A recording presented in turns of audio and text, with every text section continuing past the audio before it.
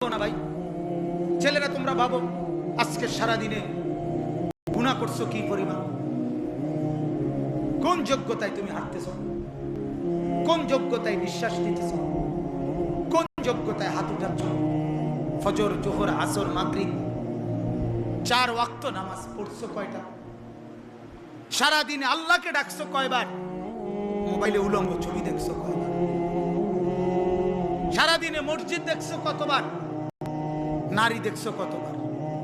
বলো, আজকের একদিনের অপরাধে জমিনে চলার মতো যোগ্যতা আছে তোমার? ঘাড় সোজা রাখার যোগ্যতা আছে তোমার?